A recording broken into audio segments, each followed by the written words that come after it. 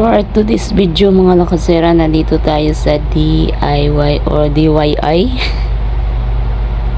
DIY dito lang naman sa Ali Mall. Samahan niyo ako lakasera sa ating pag walking tour or baka may bibilhin tayo dito.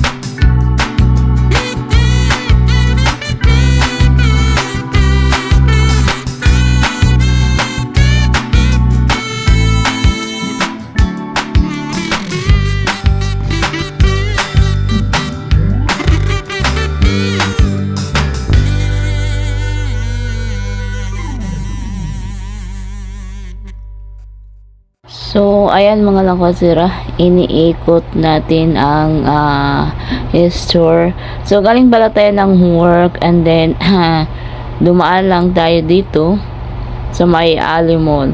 Madaanan na kasi dito mga lakasera, dito lang naman sa Cubao, diba? So, malay natin may magustuhan tayo dito and then bibilhin. Kasi medyo mura lang dito eh. So, tingin-tingin lang tayo mga lakasera. Then baka may magustuhan tayo dito. So ayan, yun ang inaano ko talaga yung yung lagayan sa gusto ko yung maliit lang mga lagayan sa mga perfume, mga anik-anik ba, yan ang gusto yan. Kita nyo yung yan ang gusto kong kaso nagdalawang isip ako. Kailangan mo nang isipin ng mabuti bago tayo bili. Kasi para hindi tayo manghinayang. Medyo walang tao pa dito mga lakotsera. Kala ko bawal mag-video dito Kasi mostly kasi sa mga mall, pag video ang usapan, may mga mall nga stricto sila sa pagbibideo, kagaya ng Watson, kagaya ng SM. Nasitan ako sa SM sa Green Hills, sa Isitan yan. Ilang beses na akong sinita sa Green Hills talaga. Doon ako nag-umpisa ng 4th floor hanggang 1st floor, sinundan ako. Doon ako sinita sa 1st floor, bawal daw mag-video. So, ayan, pasalamat tayo kasi medyo hindi bawal ito ang mag-video.